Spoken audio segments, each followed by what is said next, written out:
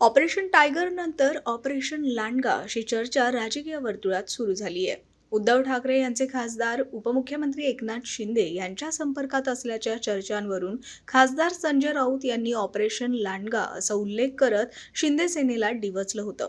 तर राऊतांच्या या टीकेनंतर आता शिवसेनेकडून खासदार ज्योती वाघमारे यांनी जळजळीत प्रत्युत्तर दिलंय. पाहूयात. संजय राऊत अलीकडे काहीतरी ऑपरेशन वुल्फ, ऑपरेशन लांडगा भिंडगाची भाषा करतायत.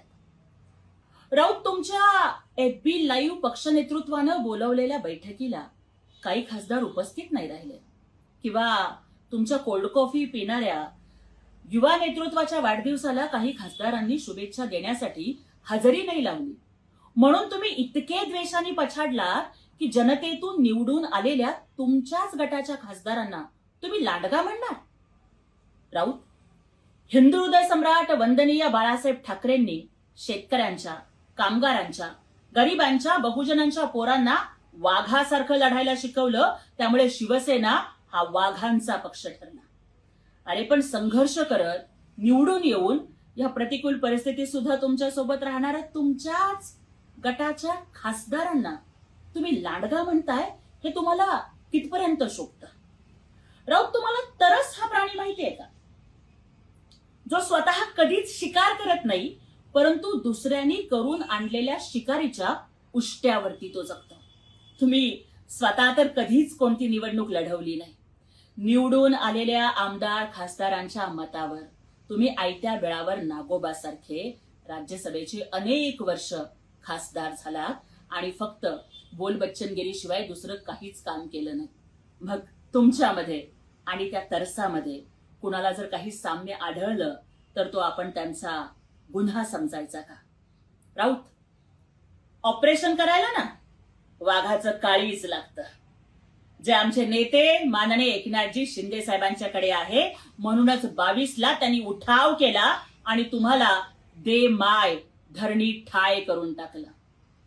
राऊत, उठाव करने के लिए शेर का कलेजा लगता है, पण तुमच्याकडे ना कलेजा आहे ना भेजा आहे.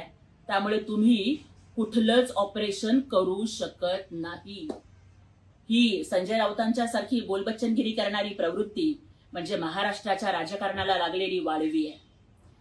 तुम्ही अशी घुस आहात जी स्वतःचाच गट पोखरून काढतीये आणि कदाचित उबाठा पक्ष संपवण्याची सुपारी घेऊन तुम्ही काम करताय, आम्हाला असं वाटतं.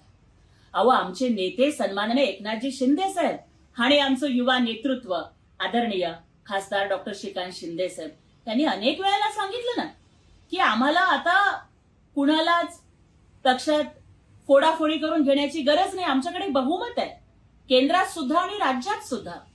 आणि तरी सुद्धा तुम्हाला खासदारांना बोलवावं लागतं, बैठका घ्याव्या लागतात, आणाभाक्या घ्याव्या लागतात, शपथा घ्याव्या लागतात. ही मजबुरी तुमच्यावरती का आली? तुमच्या पक्ष नेतृत्वावरचा लोकांचा विश्वास हरवतोय याची ही खूण नाहीये का? आणि आम्ही कुठलंच ऑपरेशन करणार नाही हे वारंवार सांगून सुद्धा तुमची जी पळापळ चाललेली आहे किंवा तुम्ही जे काही माईक समोर बडबड करताय त्यावरून तुम्हाला एकच प्रश्न विचारायचा आहे की तुम इतना क्यों बडबडा रहे हो, क्या डर है जिसको छुपा रहे हो. जय हिंद, जय महाराष्ट्र.